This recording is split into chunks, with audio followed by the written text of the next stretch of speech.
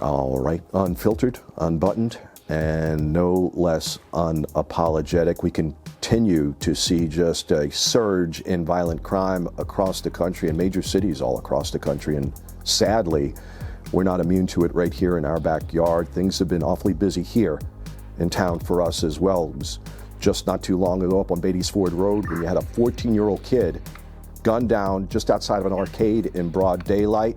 Rewind just a couple of weeks earlier, back on June 22nd, we remember the other situation that developed out there on Beatties Ford Road during that street celebration. Hundreds of people in the street, at least 200 shots or close to 200 shots fired, 9 people shot, 5 people mowed down with cars.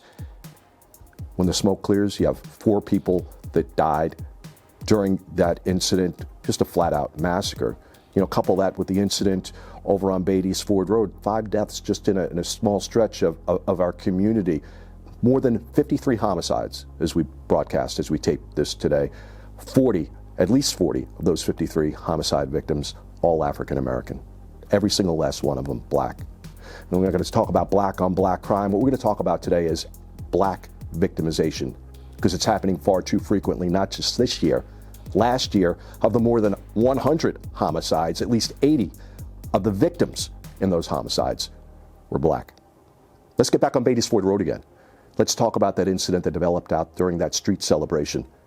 Had a press conference not too long ago with 2 of the surviving fathers of 2 of the young men who were shot and killed out there during that street celebration, and they didn't hold the thing back. Black Lives Matter, show me. When is it going to stop?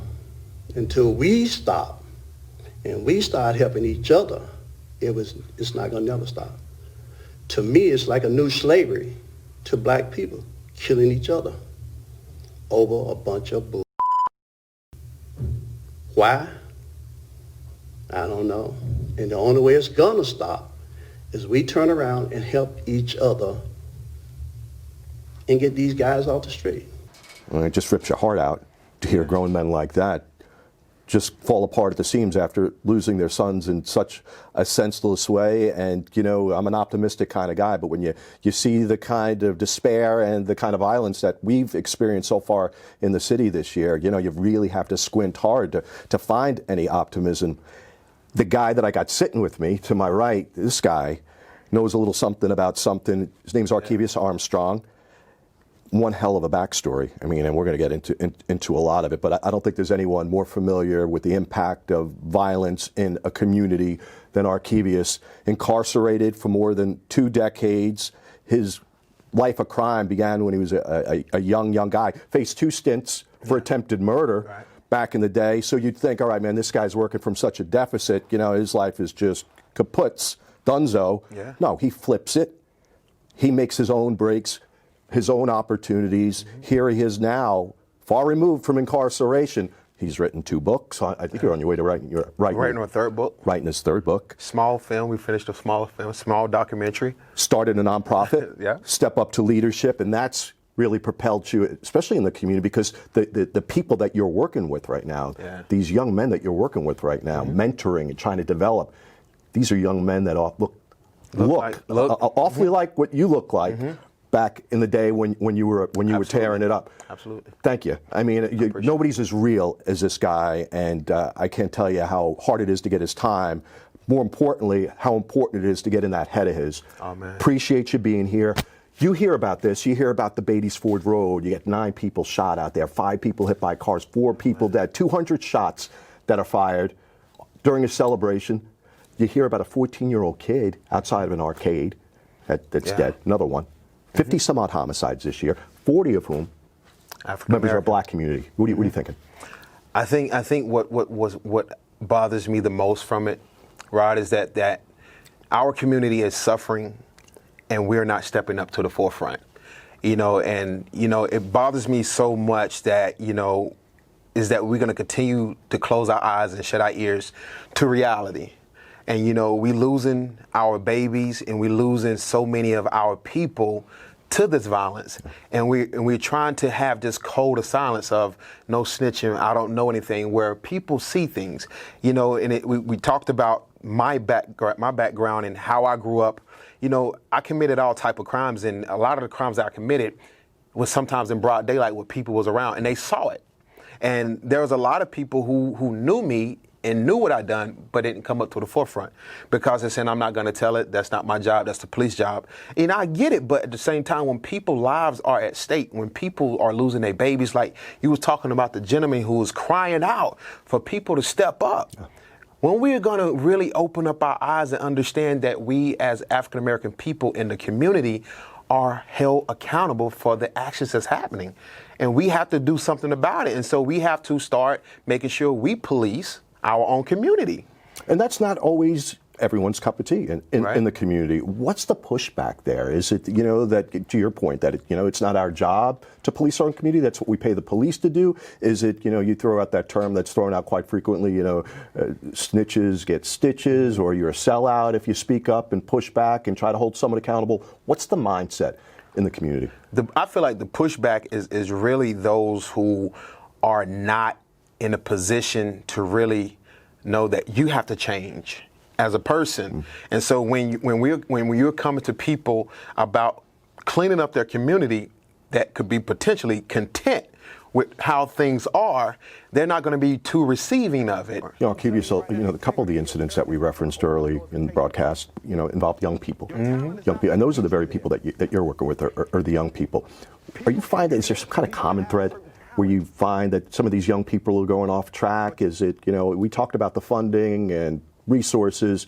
How about, some argue the nuclear family, that they don't have a mom and a dad together, or a dad in the picture that's looking out for the young man or woman, Right. and they're trying to fill this void of love and a role model, and they're looking for it obviously in dangerous places. Fathers that are absent play a major role. It's the key component. It's very essential that fathers be in their sons' lives. And so when you don't have that, it's very important, because when you don't have a father figure, a male dominant role model, a young man seeks that, and he takes on that role. And he takes on that role of responsibility and never been taught how to be a man. And so when you take that equation out, and a lot of the fathers who are, we got to also look at the justice system that's giving out a lot of time that's keeping these fathers away. And, and when you take that man out of the family, you take that man out of the community, or you take that man out of that child's life, that young man is seeking and searching in places that may probably put him in a situation that can cost him his life or his freedom. But it's very important. I get a lot of single mothers. I want to say 90% of the kids that is in my program don't have father figures in their life. Majority of them, their fathers are either ran out their life or incarcerated. I've had some fathers who are dead and deceased, but as a 90% of women, kids that enroll their kids in my program are single parent mothers. Wow. That's an issue. And what kind of ripple effect does that have? And we could both speak to this personally. Yeah. I know you can. You didn't have your dad growing up. Right. I grew up with a single mom. My dad bailed when I was 2, and I can't speak for you. Look, that wasn't an easy road. Right. And I can't imagine your road was easy, nor was it any easier when you were trying to get on track. You can't tell me that not having a dad in your life didn't lead to some of the trouble that you got into. Even when I had my father in my life, I had too many memories of the things that he done to me. I can honestly say that the fact that when I didn't have him, I did seek. So I went to a lot of older guys for influence. And sometimes the influence they gave me was either putting a pack in my hand. What's a pack? Dope. You know what I mean? You want to flip this dope, you want to make some money, you want to go eat, you want to go to the store, get some candy and stuff. All right, go do this for me. Go take this run over here for me, or go do this, that, and the third. But, you know what I mean? And I accepted that, and I really adapted to that, because I'm like, they cared. We misconstrue what true love is. A real father gives guidance. And a real father it shows structure. And when you take structure from something, it don't have foundation. And so a lot of these young people, they don't have a foundation. And their parents don't have foundation, because they was raised the same way they raising their kids. Yeah, and it is cyclical, right? Yes, and it's generational, sadly. Yes, not just in the African American community, even in the white Every community. household. This is transcends race for sure. When you talk about the young men that you see that are coming from these homes that, you know, have no fathers in them, and they're seeking that kind of attention and affirmation. They're getting it on the street. Right. But that's what they're looking for, right? They're looking for influence. They're looking for direction. At the end of the day, they're looking for love, right? And when you look for something, you're going to find something that you think is what you want it to be, but it really don't. And so that's where you see a lot of young individuals get involved in gangs, because they're looking for that support, they're looking for that protection, they're looking for that love, that validation. Somebody, you got my back, you believe, and you show that, you think is real love, and you tie yourself to these individuals and these type of actions, and not realizing that you just sold your soul to something that's not promising. And so you just sold, like, majority of the kids that you see in the streets maybe possibly are getting killed or getting locked up. They have some type of ties to some type of gang affiliation. And a lot of them are really just seeking and not understanding that's not love. To be involved, to belong to something, right? To have someone just feel that. Like they're part. I want to be involved. I want to belong to something. And so when you look at a lot of the people that don't have structure, a father figure or a supportive mother or a supportive family, those who do have it, you have those that's outsiders that's looking in, and they have that, I wish I had what that person had, you know, and sometimes you wish so much that you'll take whatever, anything that can give me some type of substance of that, I take it. So when you hear about and see, you know, and it's been everywhere, it's hard to ignore it, you know, the demonstrations, all the outrage, you know, the Minneapolis situation, close to 1,100 miles away, egregious. Wow. is probably of a thing that I could ever recall in my lifetime, you know, sickening. You see things like that, and you see all that outrage in the African American community. You see 9 people that are shot up on Beatties Ford Road, and you see a 14-year-old kid just outside an arcade.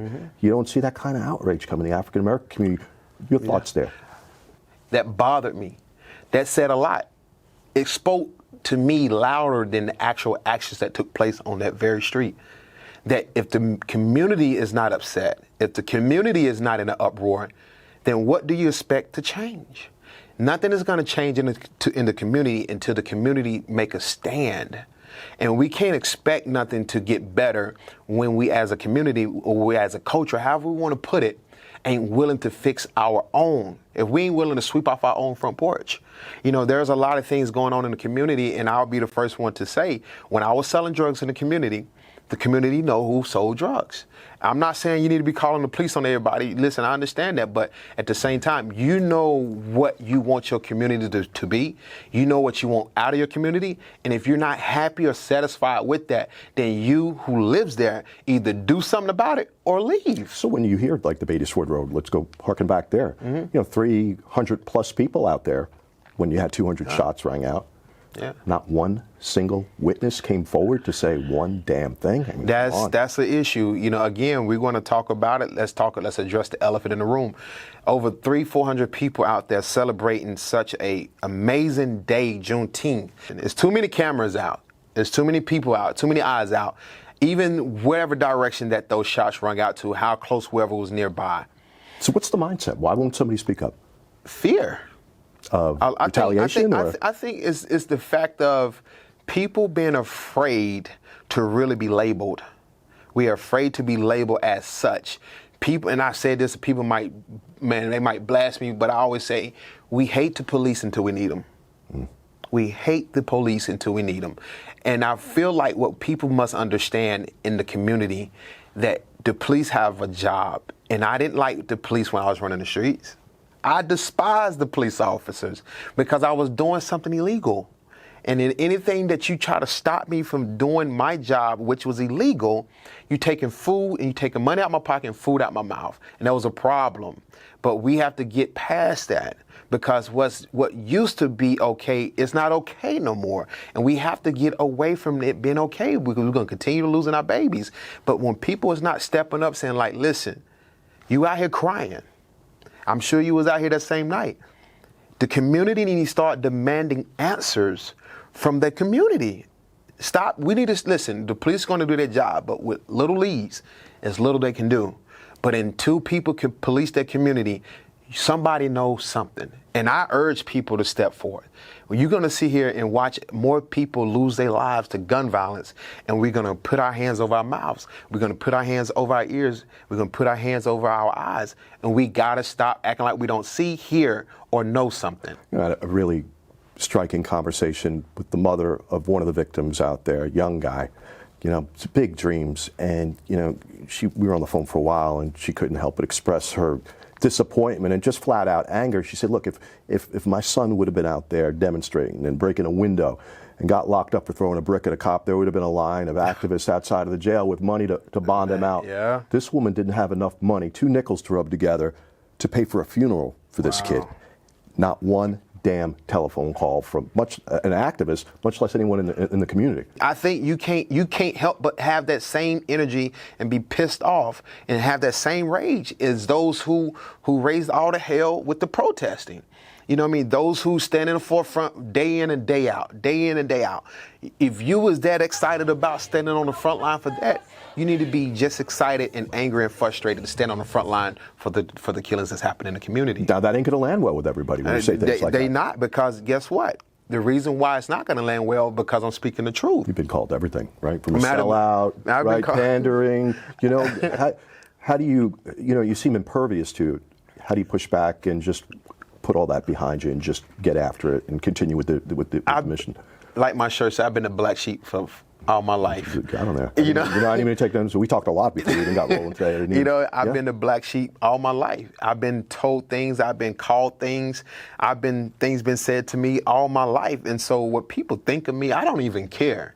You know what I mean? Because I know where my heart is. My heart is pure when it comes to saving our young men and just saving in lives general. It don't even have to necessarily be African American men. I'm in the job. I'm in the business of saving lives. And so my program is diverse. If majority of the kids that's in my program African American men, I'm going to pour into them just like though I had 90% of Caucasian boys. And so that's the thing with me. If they say what they say about me, I can care less. You know what I mean? Because until you put the shoes on that I'm wearing, until you put the pants on that I'm wearing, I don't want to hear about it. Well, and I mean, look, I think you'd be the last person that anyone would expect to be sitting here and telling these stories, working from the deficit that you were working from. Right. 2 decades incarcerated. Yeah. I mean, a laundry list of charges through the years. Your rap sheet was as long as my arm. You got a brother, right? He's in for 30 years. So he got 30 years, been in for 20. And like I said, I grew up through it. I grew up in the violence. My mom was a user. I saw she was very violent. My father was violent. I was in foster care. I was in the group homes. I was in the detention centers.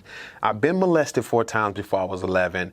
I had people turn their back on me. No one wanted to take me in. I mean, I've been to detention centers, training school, state prison, federal prison before I was 25. So I lived it. The attitude that we see, the mentality that we see, the mindset that we see, the way people act, that was me. Yeah. And so I'm getting people to understand this other side. I had to make a decision. Well, that's a really good point. How do you get to the other side? I mean, you just rattled off a bunch of stuff that would just pretty much crush any other person. Right.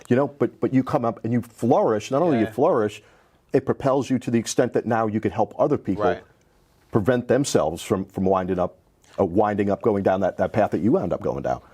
So what makes you different from others? Because that's a hell of a lot of baggage. It's a lot of baggage, but people must understand it doesn't happen overnight.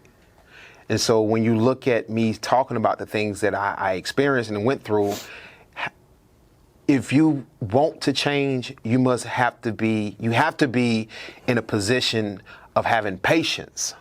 If you're not patient, then you're not going to make that change, because it didn't take you overnight to be where you at. Right. It's going to take you just as longer, if not, to get in a position to where you start seeing some type of leverage. It's the long game. It's the long game. And so I never gave up, because I made a commitment and a vow to myself that I will never go back to prison, that I am done with the streets. I am done hanging around the wrong type of people.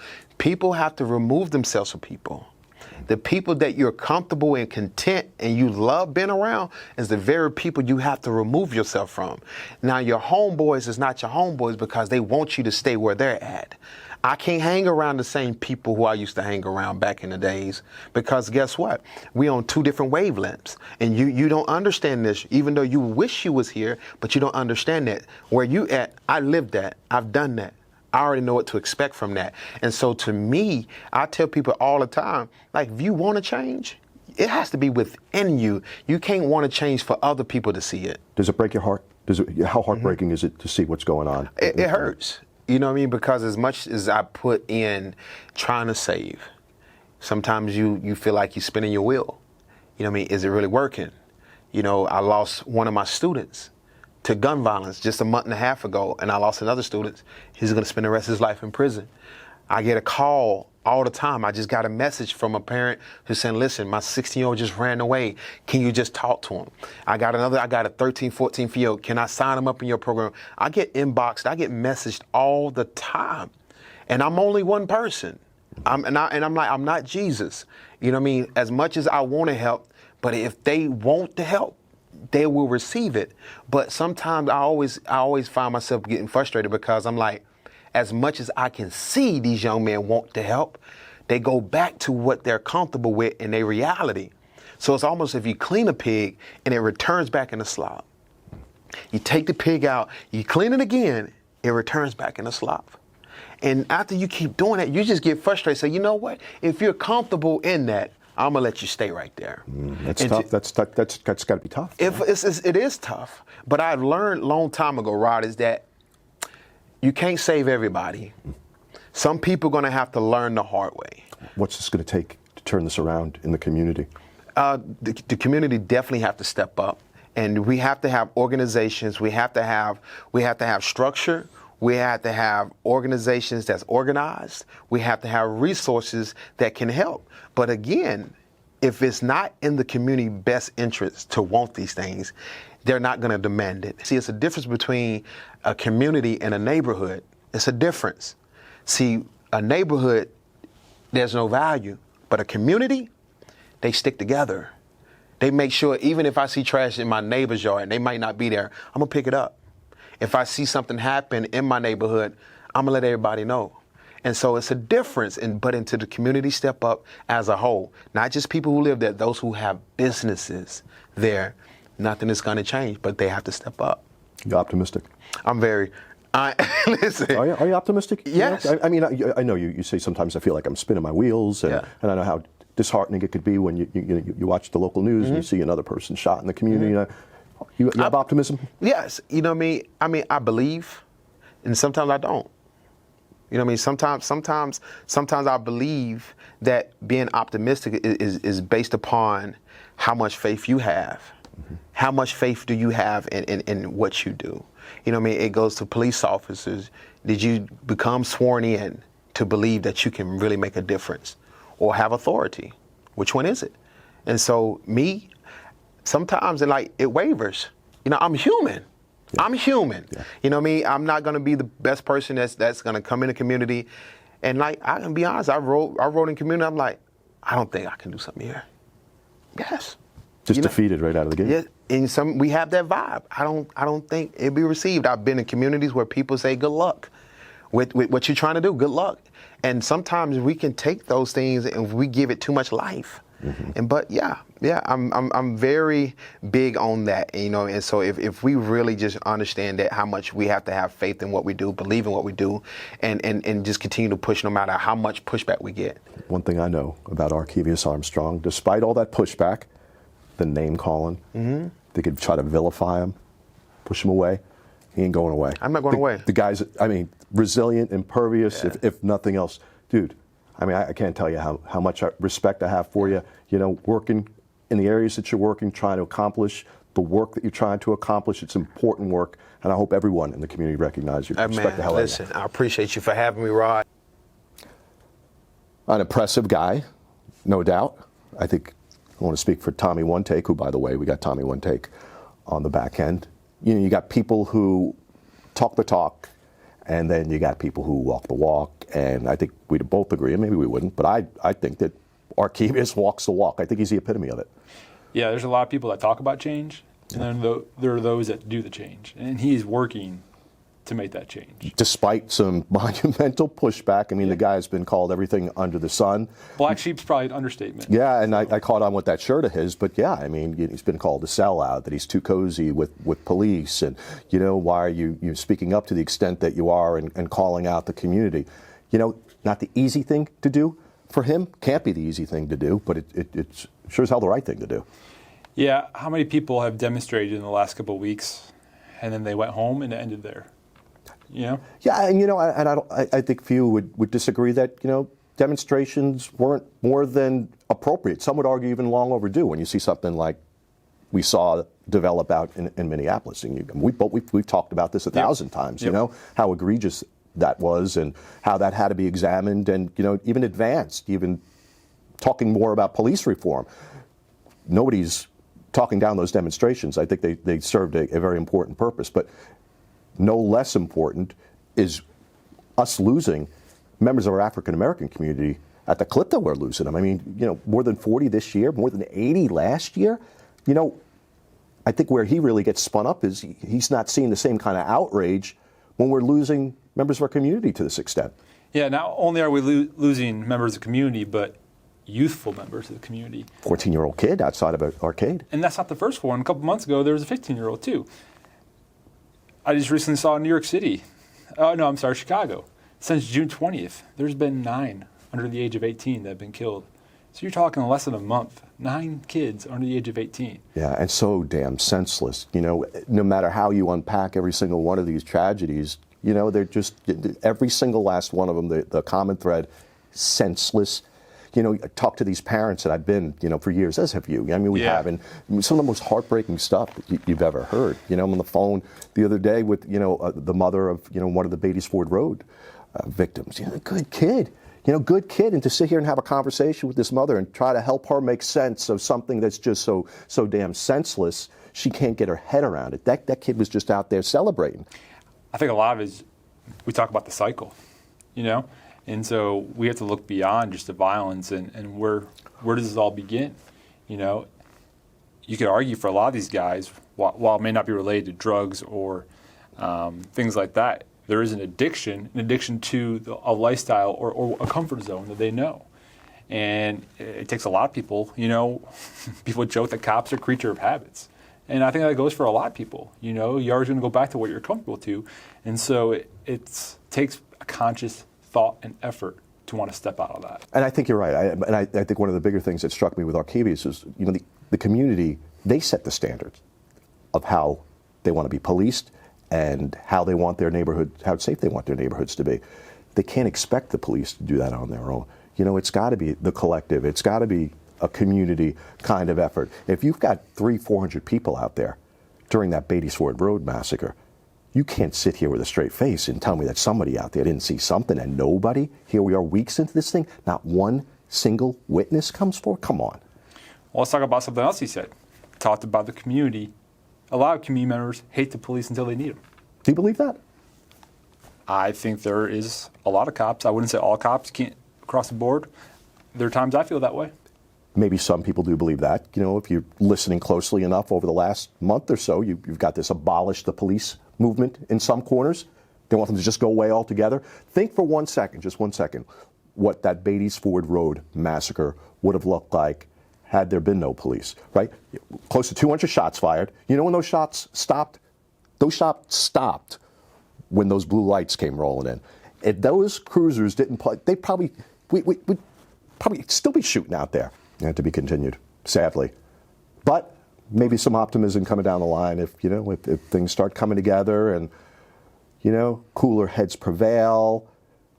People start thinking a little differently, a little bit more critical thinking and compassion and empathy. I know it sounds ambitious. It's got to start somewhere. It does. What's the alternative? Why not now? What's the alternative? We're going to keep running out to these scenes and having these tragedies develop, witnessing these tragedies. So something's got to give, and I'm convinced something will start to give, and maybe it's going to involve just continuing to advance conversations like this.